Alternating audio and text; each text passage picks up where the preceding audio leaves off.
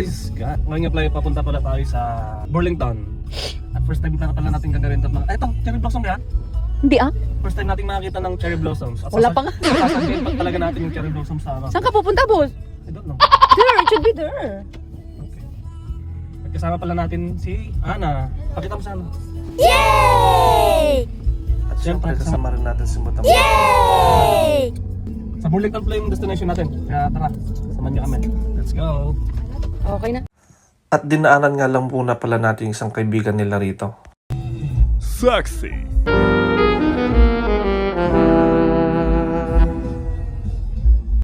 At naggas nga pala muna tayo dito guys dahil may kalayuan pala yung pupuntahan natin. Ito na. Ay, sobrang naman pala.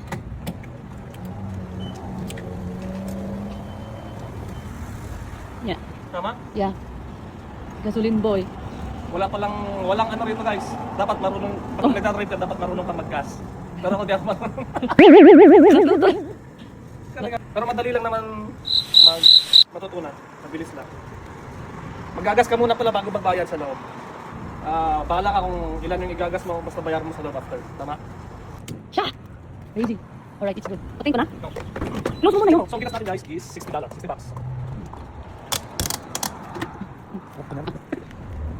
Ano yun? Hindi ka magiging. Hindi ka guys. Mabayad lang. Mabayad guys.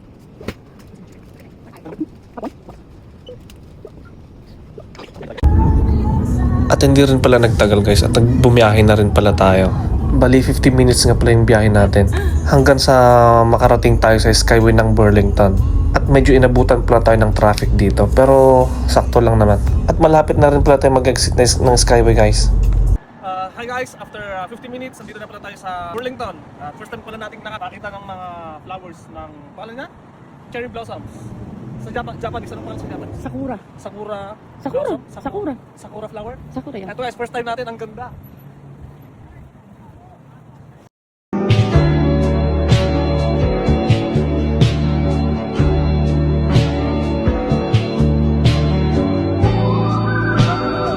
Tingnan yung malapitan.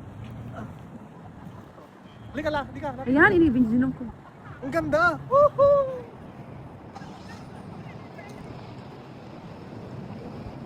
Uy! Ganda! Ganda niya oh.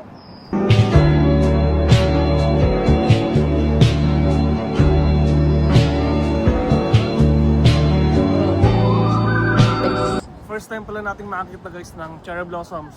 Basta first time natin, napakaganda guys. Tingnan nyo naman. Bali 2 weeks lang pala siya nabubuhay guys. Tapos after 2 weeks, maglalaglagan na siya. Ganon siya kabilis. And once a year lang siya mamulaklak. Ang lahat pala na cherry blossoms dito sa Canada guys ay galing pala ng Japan. At tinatawag din nila itong Sakura cherry trees. In 1959, Tokyo gifted the first Sakura cherry trees in Toronto, which were planted in High Park. This represented gratitude for hosting relocated Japanese Canadians following the Second World War. And it is a symbol of life. Lake. Timas, lake. Tabi to ng lake guys, hilok. Sama pala natin si Ana. Jenny at Ana. Yan. Siyempre, kasama rin natin si Aura. Yan. Oh. Happy? Marami pala dito ano guys. Iba-iba't lahi. Yeah. Tsaka, konting puno lang siya, mga siguro 15. 10-15 na puno lang. Pero ang ganda kasi, Pero full next bloom. time, sa Sundays, try natin pumunta ng downtown Toronto para High Park. sa High Park. Downtown Toronto siya, di ba? No, malayo. Sa part ng Toronto. High Para Park mas na. maganda siya, mas maganda doon, mas makapal. Pero maganda pa rin naman dito. Tignan mo guys, kanya-kanyang pictorial. Look. Di ba? At syempre, hindi rin mawala ang pictorial dyan.